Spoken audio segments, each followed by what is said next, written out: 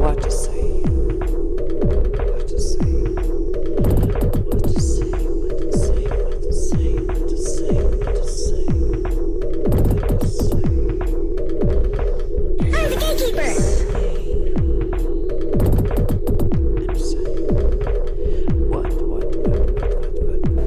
Three or more people when it began. Three or more people who were willing to and who did commit criminal street gang activity, that is crimes, who use common identifiers, common names, common colors, common symbols.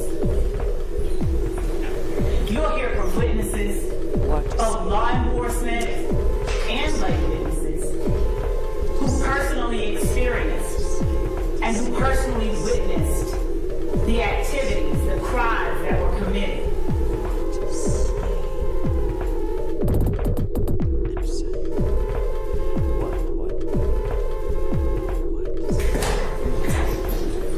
Now, this is the law of the jungle, as old and as true as the sky.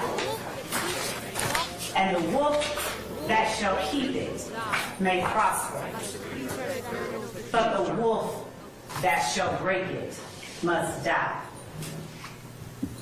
As the creeper that girdles the tree trunk, the law running forward and back.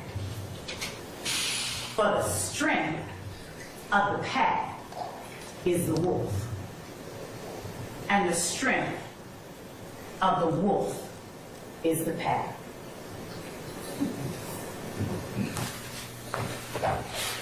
Thank you so much, ladies and gentlemen, for being patient. Thank you so much for being honest during this very lengthy process that preceded this point here today for the next several, however many weeks. Some people like to say that opening statements are a roadmap to what the trial will show. Nothing that I say to you during this part of the trial, and nothing any other attorney says to you during this part of the trial is evidence. But I can tell you what I expect the evidence to show.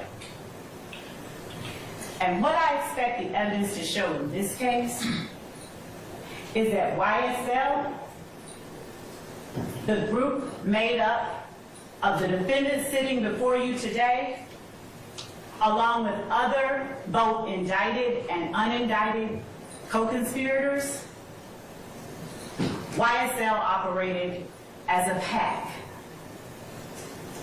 The quote that I read to you earlier is from one of my favorite books as a kid, The Jungle Book. In case anybody recognized it, those were Rudyard Kipling's words and not mine. But they are appropriate for where we are today. For 10 years and counting, the group calling itself Young Slime Life dominated the Cleveland Avenue community of Fulton County. They created a crater in the middle of Fulton County's Cleveland Avenue community that sucked in the youth, the innocence, and even the lives of some of its youngest members. Now, the evidence is going to show that this group started out as a group called Rock Crew. And Rock Crew stands for Raised on Cleveland. The evidence is going to show you that Rock Crew, in fact, is a criminal street gang. It's not the kind y'all are used to. If you're more familiar with the national gangs, such as the Bloods and the Crips that operate in LA or in Chicago. But make no mistake about it, Rock Crew is and was a gang. It consisted of 3 or more members with common identifiers, signs, colors, linguistic choices that committed crimes on behalf of and in furtherance of Rock Crew itself. That particular organization aligned itself under an umbrella of a larger, more traditional street gang called Sex, Money, Murder, Bloods. They adopted the nomenclature. They would do things like replace C's in words with the letter B, because traditionally Crips and Bloods were not aligned with one another. So Cleveland Avenue became Bleveland. Some of you may have indicated during voir dire you've heard or are familiar with the Cleveland Avenue area. Maybe you've even heard of Cleveland Avenue Day. The evidence will show that this is where that comes from. The evidence will also show that sometime in 2012 or thereabouts, an internal rift or divide occurred among the members of Rock Crew. Now, the defendant, Jeffrey Williams, seated back there yawning right now, he was an original member of Rock Crew. And the kind of crimes that Rock Crew did consisted of smash and grab burglaries, stealing ATM machines, things of that nature. When Rock Crew split up, YSL, or Young Slime Life, was formed. And the defendant, Jeffrey Williams, was its proclaimed leader. Young Slime Life came about and consisted of 3 or more people when it began. 3 or more people who were willing to and who did commit criminal street gang activity, that is crimes, that were intended to further the purposes and advance the directives of YSL itself. Now, there will be no evidence of a written contract or anything like that. You won't see bylaws of YSL, because this was a group of people associated in fact, who used common identifiers, common names, common colors, common symbols to communicate with one another and to express themselves to the rest of the world.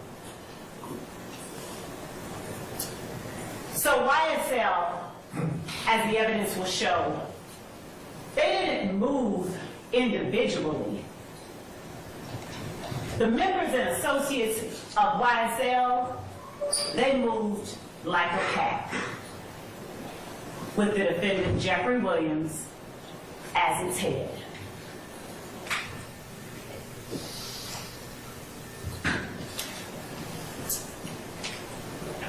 You'll hear from witnesses, both law enforcement and lay witnesses, who personally experienced and who personally witnessed the activities, the crimes that were committed. You will hear from law enforcement officers like Kimberly Underwood and Tyrone Dennis, whose main goal wasn't to go out in the streets and lock up people who looked like them. It was actually to touch souls in the streets, to touch young people, and to alert them of the dangers and the drawbacks of becoming a part of and becoming involved in gangs like YSL and Rock Crew.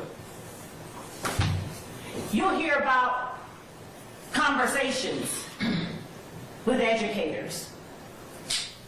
You'll hear from members and associates of the gang itself. Now, as to how those members and associates will respond or act once they're actually in court and on the stand, that's something that I am truthfully not able to predict to you fully. But the court has given you instructions on determining and judging the credibility of the witnesses. And I trust that all of you will in fact follow those instructions. The evidence will show that YSL checked all of the boxes for being a criminal street gang. As I stated earlier, they are 3 or more people associated in fact. Their members commit crimes on behalf of the gang. They commit crimes such as armed robbery, hijacking, motor vehicle theft, theft by receiving, stolen firearms, so many stolen firearms, possession of a machine gun, and narcotic sales. And last but certainly not least, murder. What you will not hear any evidence of is that the defendants were not involved in a criminal street gang. You will not hear any evidence that they did not commit crimes on behalf of YSL. And as I stated to you earlier, what I'm saying to you now, this is Let me object to that statement, please. There's burden shifting. Object basis? Burden shifting. And under Parker versus the state at 277. Why don't we take that up then? 39. I'll note your objection. I'm sustaining the objection. Why don't you rephrase, madam? yes, Your Honor. Just rephrase it. Ladies and gentlemen, I'm going to explain to you at the appropriate time, ladies and gentlemen, what the burden is in this case. Remember what I told you earlier? That the burden never shifts to the defendants to prove or certain innocence, they're presumed innocent. The evidence will show that YSL did not adhere and does not adhere to all of the customs of a traditional street gang. And the fact that YSL does not mirror all the customs of a criminal street gang, the evidence will show makes it no less a criminal street gang. The defendants on trial here today have, through their actions, displayed not only their allegiance, their alliance with one another and with the gang itself. No, it does not. No, it doesn't. And you haven't presented any case law to tell me how to do that. And I'm telling you, as the judge presiding over this case, if you do that, it's misconduct.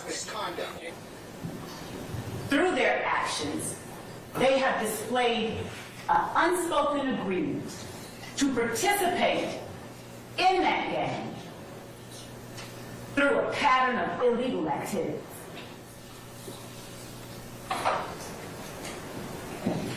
And again, the head of this gang is seated in this courtroom too.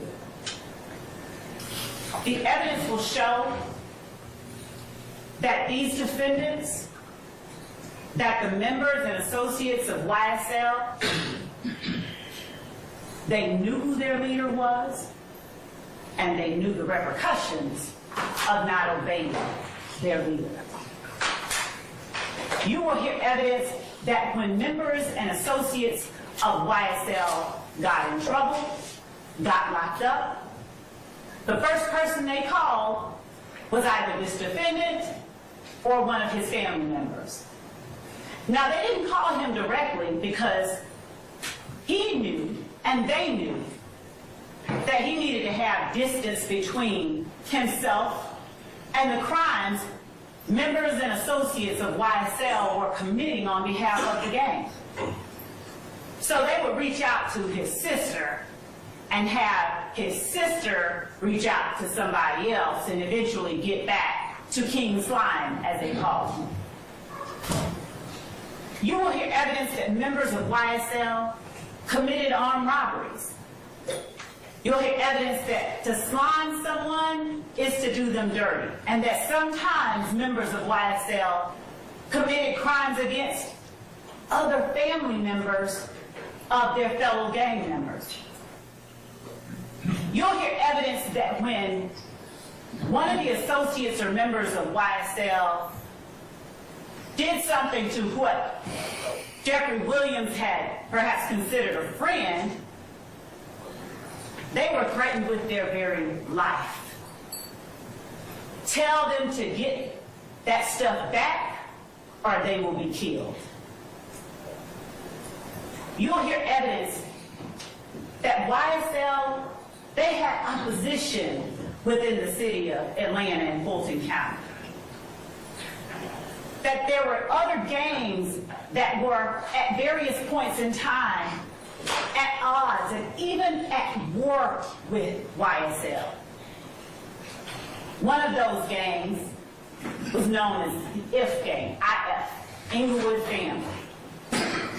You will hear experts come in here and tell you more about how the Inglewood family Bloods in any way made its way down to Fulton County.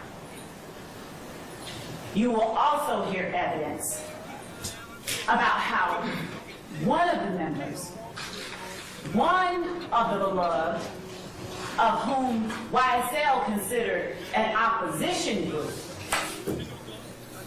was gunned down. Donovan Thomas on January the 1st, 2015. January the 10th, my apologies. 2015. Gunned down. Openly and notoriously. Because the evidence will show that part of the reasons that criminal street gangs operate the way that they do is to establish dominance and to establish control and to establish fear. You're going to hear that this gang stole at least 3 lives from this community over the last 10 years. At least 3 that are referenced in this indictment. You'll find that as a result of this gang's activities, a young woman who had nothing to do with either YSL or any of their opposition was gunned down by people trying to get back at YSL for what they did. You'll hear evidence that after the murder of Donovan Thomas, no less than 50 shootings occurred over the course of the next several months. You'll hear evidence that hundreds of bullets were fired into cars, into homes, and into people as a result of the rift Young's Limelight had with other people in the community. So what are they accused of and what are you here for today? The judge read the 4-hour-long indictment to you 12 months ago. He didn't read it to you again today, but he generally gave you what each defendant is being charged with and what the state has the burden of proving beyond a reasonable doubt as it relates to each defendant. But just to broadly touch on those, the crimes that the state will be proving to you over the next several weeks include conspiracy to violate the Racketeer Influence and Corrupt Organizations Act. That is an absolute mouthful. So we'll just say Rico. There's no substantive allegation of Rico violations here. And by that I mean there's a difference. Here the state is alleging that these defendants, they had an agreement. Unspoken, but no less an agreement. No name about no country band. No name about no country band, no say. I'm here Wayne Trial. There's no substantive allegation of Rico violations here. And by that I mean there's a difference. Here the state is alleging that these defendants, they had an agreement. Unspoken, but no less an agreement to obtain property, things of value, cell phones, cars, stolen guns, through a pattern of illegal activity. The evidence will show that it's 2 people said, okay, you know what, we're going to go toilet paper our dean of admissions house. And they sat there thinking and talking about it, and someone overheard them and went and reported them to the police. And the police came and said, okay, I'm going to arrest you all for conspiracy, for planning to go and do this. The evidence will show that it's not enough that they were planning to do it. Somebody has to do at least one thing in order for those two people to be found guilty of conspiracy. So say one of you goes and says, let me go get the toilet paper now. Then y'all are in trouble. That's what we have here, and that's what the evidence is going to show. There was an agreement among the members of YSL to obtain property and things of value through a pattern of illegal activity. And it is their actions over the course of the last 10 years. It did not stop, by the way, in 2015. It didn't stop at all. It continued up through and even into 2023, after this case was indicted, as the evidence will show. But their actions are what the state will be looking to you to evaluate and determine. Does this action show that they are agreeing to participate in this organization, this enterprise, through racketeering activity? You'll see evidence, as I stated, of not just drug sales, trap houses, drug houses, whole houses out of which drug sales were conducted. The backstory on problems with drones, contraband, and inmates. Last month, Channel 2 investigative reporter Mark Winnie was with the Department of Corrections agents as they raided a drone repair shop in Gwinnett County called Thunder Drones. Agents arrested the owner, Robert Schwartz, and seized dozens of drones. They believe Schwartz has ties with gang members, and those drones were used to drop drugs and contraband into prisons.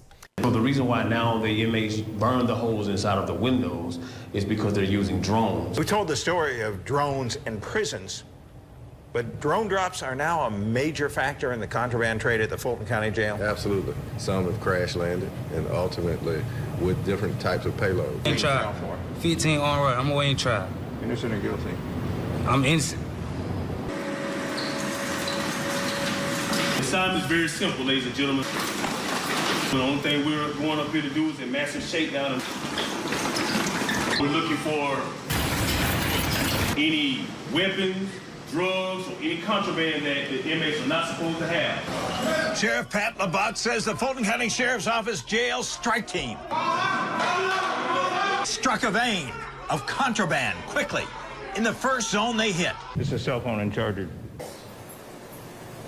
Where they held long-arm guns by the door, where they stood ready to act on command if either one of their number called.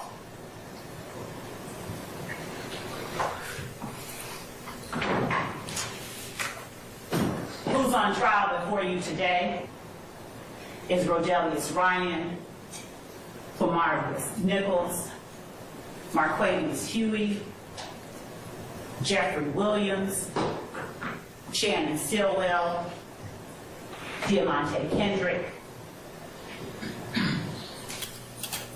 And their actions during the dates that are listed in this indictment are what we are asking that you pay close attention to and you evaluate. Your Honor. You have an objection? Yes, sir. Basis? For the motion.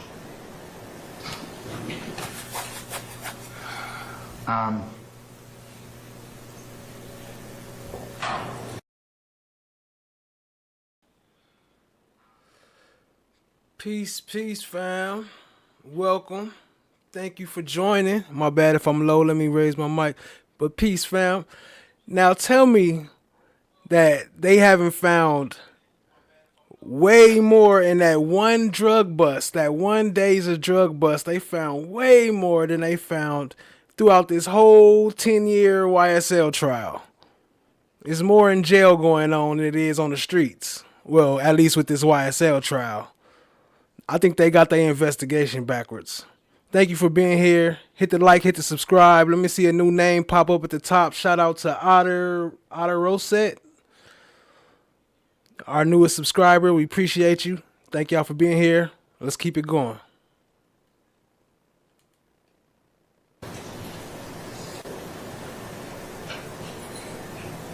All right. Ladies and gentlemen, this is one of our breaks. I'm going to need to probably ask you to retire to your headquarters at your deliberation room, and we'll call you back in just a minute, okay, when we finish up our business, all right?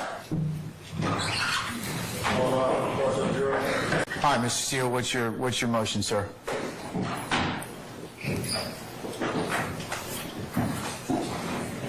Good morning again, Your Honor. Your Honor, last week, 3 weeks ago, you ordered the parties to share all of their displays in opening statement to the others so we don't have to have these interruptions. I did that. The state shared with me 4 attachments. That's all they had. That's what I got. What you just saw on your screen, if you don't remember, I'll ask the state to put it up and I asked for it to be marked as exhibit, is what you already excluded. It states that Mr. Ryan was convicted of murder, and I represent the co-defendant who's not on trial on the appeal. How did that not get sent to me so I could bring it to this honorable court's attention, 1? And 2, how do we just violate court orders? So, yes, I have a serious motion for a mistrial because it's intentional misconduct. To his objection about the fact that he represents Mr. Ryan or Mr. Blaylock on appeal. Don't represent Mr. Ryan. Mr. Blaylock, then. Excuse me. I would never said this, ever. That's it. So what's your objection based upon, Mr. Steele? And, Your Honor, while I am putting that back up, I will state in my place that initially when there was the objection from Mr. Steele, I didn't have a clue what it was about because I didn't mention his name and didn't intend to mention his name. As I looked at the screen, I saw that part of his name was on the screen for the most part. But I mentioned that, I ruled upon that last week. I did. We were not, I would take it as it came in this case, and if the evidence got to that point, then I would deal with it accordingly. Yes, Your Honor. So, a reminder to the court, to the jury, that nothing that the lawyers say is evidence in this case. This is not at all the type of thing that rises to the level of mandating a mistrial. Certainly not. It just isn't. I have the... All right.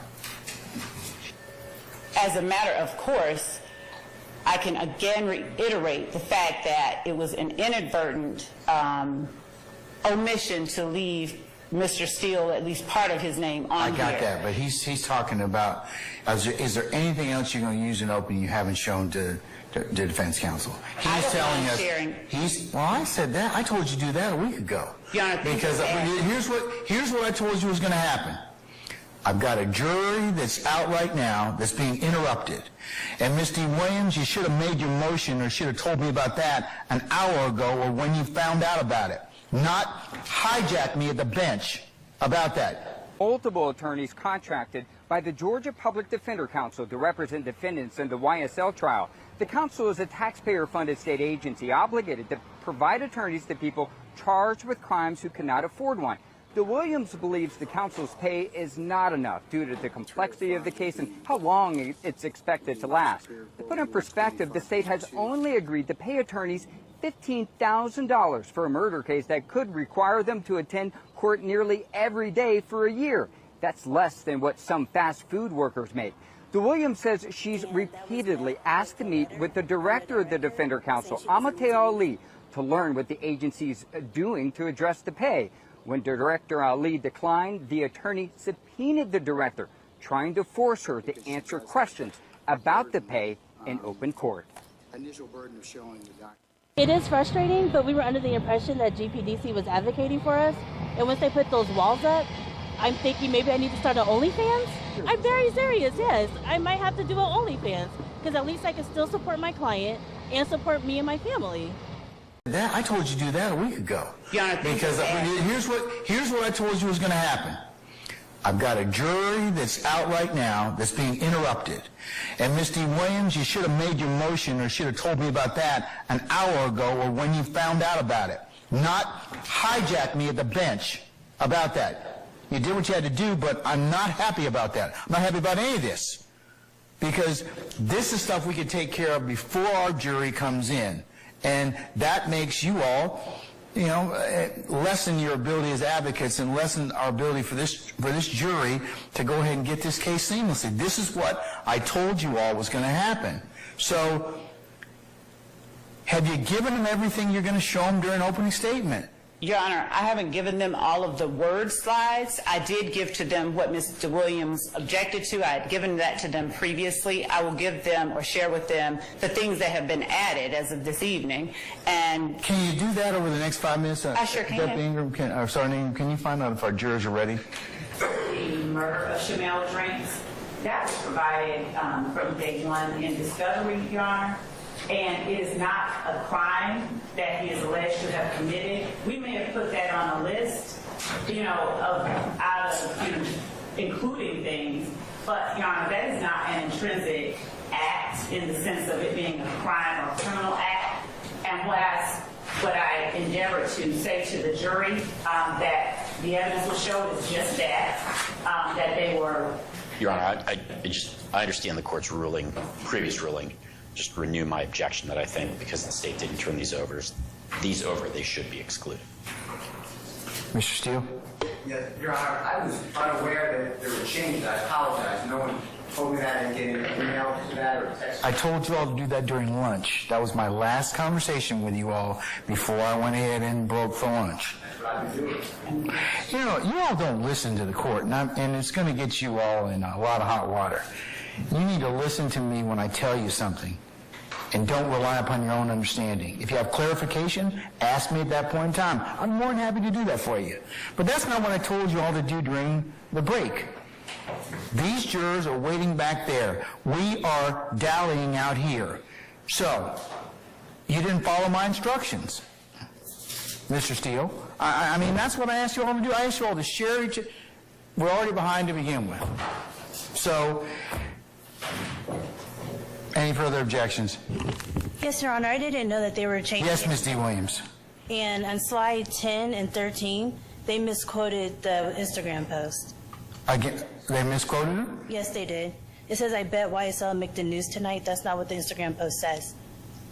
Your Honor, we actually copied the Instagram post into slides 10 and 13. And it does not say tonight.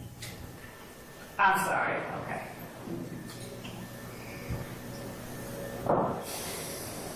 I will take out the word tonight. He's right. With your lying ass. Anything further? Other members of the state's team and the other members of the state's team that have looked at the PowerPoint, they were able to see in real time the changes that are being made, as are anyone with the link that I shared with the defense. All right. Okay. I think the confusion, Your Honor, I understand what the state's saying now. The confusion is no one on the defense team was, we were waiting on a new email with a new version of the PowerPoint. That's not what I told you all to do. I was pretty clear. I said, y'all, over lunch, just take a look at the state's PowerPoint, make sure you have no further objections. I didn't tell you to email it to you. I just told you to look at it. I don't care how you did it, but that would be the thing I would probably have gone through and said, hey, let me see slide 1, 2, 3, 4, 5, 6, 7, 8, 9, whatever else. I think people were waiting on a new version of the PowerPoint. Okay, here's what I'm going to do. I'm excluding the PowerPoints. Y'all are just going to have to make this thing up the whole way. You have to just make an opening statement. No PowerPoints. Let's bring our jury in. We have complied with the court's directive. No, you didn't, actually. The court's directive was you were supposed to turn it over way beforehand, because then we could have corrected these issues and not spent 2 hours in doing this. I'm deeply disappointed in, because this is exactly what I told you all was going to happen, was that we were going to end up dealing with a lot of objections. And I mean, I don't mind dealing with the objections, but I got to have time to do so. So that's why I told you I had to start having this discussion with you about a week, almost 2 weeks ago. Mr. Steele brought that up, saying, hey, go ahead and turn over your PowerPoints so that we can go ahead and, if the court mentioned, have as smooth as an opening statement as we possibly could. That, obviously, very few people adhere to the court's instructions, and we find my words to you a self-fulfilling prophecy, meaning that we are still dealing with this particular issue, and our jurors are waiting on us. So, all right, good. Okay, ladies and gentlemen, before we go ahead and continue with the state's opening statement, I need to kind of just advise you of just something that was said to you earlier, okay? So with your patience, all right, I believe the state counsel earlier referred to some representation of the parties, and I just want to remind you 2 things. Remember that opening statements are not evidence, and that what the attorneys say is not evidence. And with that, Ms.love, you can continue, okay? Thank you, Doctor. All right. Stay awake with me for just a few moments more. So where we left off, the crimes that the defendants are accused of committing in this case. You're going to have the indictment with you. It's going to go back. A listing of them includes the following: conspiracy to violate the Racketeer Influenced and Corrupt Organizations Act, murder, armed robbery, aggravated assault, possession of a firearm during the commission of a felony, possession of a firearm by a convicted felon, possession of a firearm by a first offender probationer, and death by receiving stolen firearms, among other things. This list is not exhaustive. You will have again with you the indictment, and you are to consider as the state met its burden. So breaking it down, the evidence is going to show that the defendants, when we say conspiracy, it's nothing elaborate. It's a legal term, which simply means the evidence is going to show that the defendants had an agreement. There will not be a written contract presented to you. There will not be a letter signed in blood by any of the defendants. But what you will see evidence of is the defendants' actions, their presence, their companionship, their conduct, before, during, and after a long list of crimes. And what you will see is that the defendants weren't always convicted of these crimes. Sometimes the state no-prossed or dismissed charges. Sometimes the police never brought formal charges. But what the evidence will show is that the defendants did commit those crimes. And when we're talking about a conspiracy, an agreement, just an agreement, unspoken agreement, we're going to participate in YSL through a pattern of racketeering activity. That's another large word that is used in the legal community, but regular folks, myself included, just don't generally tend to use it. Racketeering activity is nothing more than certain crimes, the crimes that are listed out in the indictment. You will see that, and the court will instruct you, I expect, that those crimes constitute racketeering activity. And as I stated before you all broke for lunch, a conspiracy requires just one overt act. So you will see evidence of several overt acts. Several acts that were done by these defendants and by unnamed and unindicted people as well, to further the interests, to further the goal of the conspiracy that the defendants participated in. You will see overt acts meant to establish YSL's dominance and control. You will see overt acts meant to gain illegally access to money and wealth and property that did not belong to YSL. You will see overt acts, steps taken on the part of various individuals to act to protect the group as a whole. Steps that have nothing to do with a recording label. Steps that have nothing to do with an A&R executive. You will see steps that were taken solely for the purpose of illegally gaining goods for and on the behalf of YSL and its members. You will see steps taken by each of the defendants to protect the members of YSL, to establish the dominance and control of YSL. Nothing in what I expect the court will tell you, nothing in the evidence will suggest that any of the defendants had to be convicted of all of the overt acts in order for you to see that they actually had an agreement.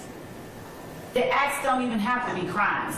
They wanted to participate in this enterprise. They wanted to participate in this organization through these illegal acts. They wanted to obtain ill-gotten goods that they did not have a right to have, through robbery, through stealing, through drug sales, and the like.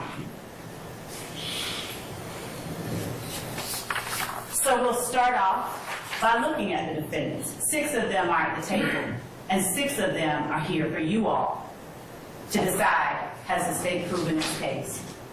Rely on your memory. Use the notes to document and help you remember after you've heard weeks and weeks and weeks and scores of witnesses who said what. I expect that as you listen to and evaluate witnesses who come in to testify, there will be witnesses who you discover changed their stories from the time they first made a statement to the time they actually had to appear here in court, in public. I got on an angle. Okay. I was on the passenger side. Okay. I come to the angle. That way I can see all parties in the car. I wanted to see their hands. And I was saying, let me see your hands. Right. So I could see everybody. But I was keying in on the driver because I wanted to make sure the driver saw me because I wanted him to stop the car. I didn't want him to move. I wanted everybody in the car. Okay. That was my intent, to get everybody out the car that was in the car. Okay. So there were 3 people, right? I only saw 3 people. That I can honestly say that. I'm not saying it wasn't more people. I only saw 3. You saw 3 people? Yes. Okay. And you're right by the car? Yes. Okay. And so you fired how many shots first? At that time, I don't know. At that time, I didn't know. They said I fired 1 shot, but you know you don't know when, and it's like being in a fight, right? If you're in a fight, somebody asks you how many times you hit a person, you probably won't remember. Okay, fair enough. You fired at the car initially? Yes. And then the car went past you, hit the Taurus that you all were in, that yes. Porter was driving, and you fired at the car, 2 more times? Or you fired at the car again? Yes. Okay. In public. Tell them, folks. I expect that the evidence will show that there are some witnesses you will assess are just scared. Some are embarrassed, some are intimidated, some don't want to remember, some just plain don't remember. The court alone gives you the law on how to deal with and how to assess those witnesses. I only ask that you follow closely the instructions that the court gives to you. Look at who the witnesses are. Look at who they look at while they're on the stand. Who they don't look at or won't look at while on the stand. Look at how they answer questions posed to them from the state versus questions posed to them from the defense. Did you hear yourself asking Mr. Murphy, how did it go from real music to all of that? Yes. Is the portion of the video where he explains, does it lack any degree of clarity? Does it lack any degree of clarity? Yes, when he begins to explain to you how it is that it went from real music to that. He was kind of mumbling, but I don't know if you guys can hear it, but in the interview, I can understand what he was saying. He was using a lot of hand motions and attempting not to say certain things, but I was clear in a lot of what he was. Hold on. Basis? Speculation. Overruled, sir. We had guns and shit. Yes, he stated that. Okay. We, being plural, correct? Correct? Are you insulting my intelligence by asking if we means plural? I think you are, though. Okay. I think you are. All right, well, Sir, don't do that. Don't do that. Lawyer not vetted the witness or insult her intelligence, and if he has a question, Your Honor, I would ask that he be allowed to ask. All right, sir. Let's be respectful to our witness, I'm being okay? very respectful, Judge, and I always will. I doubt it. Guns? And if the occasion arises that you find that a witness, as presented in court, says something different than what they said previously, you determine why it is you believe that they said something different once they got in court. Words and actions. The defendant's actions coupled with their words. They prove the existence of the enterprise. Their actions and their words, the evidence will show, proves their agreement to participate in this enterprise through these illegal activities outlined in the indictment. Preserving, protecting, enhancing the reputation, power, and territory of the enterprise through acts including murder, assault, and threats of violence are what the evidence will show these defendants did over the last 10 years. The evidence will show that the violence didn't stop in 2015. Preserving, protecting, and enhancing the reputation, power, territory of the enterprise by the posting of messages, images, videos, and songs demonstrating their allegiance to the enterprise and a willingness to engage in violence on its behalf are what you'll see evidence of over the course of the next several weeks. Maintaining armed individuals ready and willing to preserve, protect, and enhance the reputation, power, and territory of the enterprise through the use of violence is what the witnesses and the evidence you will see proves to you. Obtaining money and other property through illegal activities like robbery, theft, and illegal drug sales and distribution. And obstructing law enforcement, killing 12 shifts. Investigations and court proceedings through witness intimidation and attacks upon law enforcement officers. You'll see it for yourself. The children whose innocence this organization claimed as its own. And in the end, the evidence is going to show you that YSL is a Rico enterprise, nothing fancy about it. The evidence is going to show you that it's also a criminal street gang. Those two are not mutually exclusive. That these defendants participated in this enterprise in a way that had nothing at all to do with the record label, except maybe their actions as reflected in their songs made their music more real and perhaps more appealable to somebody. The evidence will show that the defendants, they talk about YSL while they talk about the crimes they committed.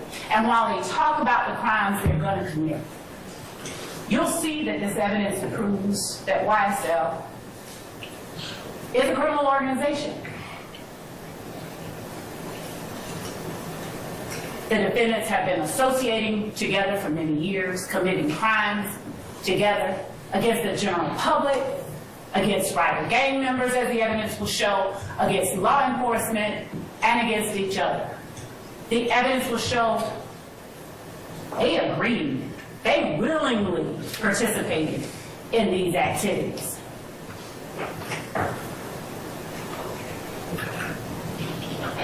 In the end, the court has told you and will tell you again that you are to evaluate the evidence and apply that the law the court gives to you to that evidence and render a verdict that speaks the truth. I expect that at the close of this evidence, you'll see that the defendant's presence, companionship, and conduct during all of these illegal activities, their words and their actions, not only show the existence of the criminal enterprise called YSL, it also shows the conspiracy. And in the end, we're going to all come back and make our arguments to you. But the one thing that I'm going to be doing, our team will be doing, is asking you to uphold your duty and render a verdict, the only verdict that speaks the truth, and find these defendants guilty of each and every crime listed on this indictment alleged against them. Thank you.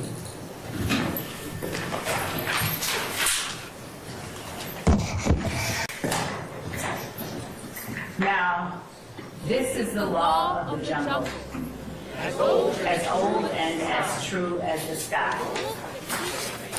And the wolf that shall keep it may prosper, but the wolf that shall break it must die.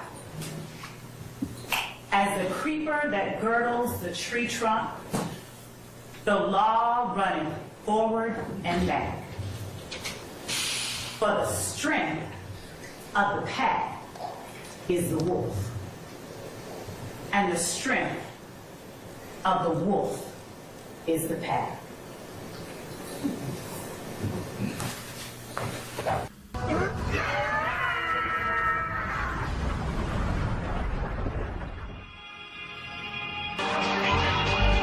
Another night of crime in Atlanta public housing development.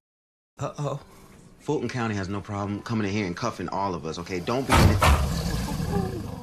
be an idiot. How you trying to tell me about myself? You homeless, Ern. You don't even have a mirror to look at yourself. Here. So I know you all about your principles. But can we just please just listen to Ern so we can get out of here? It's 4 cops on the other side of that door. You know if they come in here, they're gonna get your ass on a whole lot of other shit. You lying ass bitch. I knew it. Mama, I hate you, Will. Don't you never come back to my house, And no. I hope they blow your motherfucking ass to smithereens. You better hope they do, bitch. You better hope they do. This nigga kidnapped me. I think I'm entitled. You want answers? I want the truth. You can't handle the truth. What are you, fucking nuts? You thought? You just... Oh.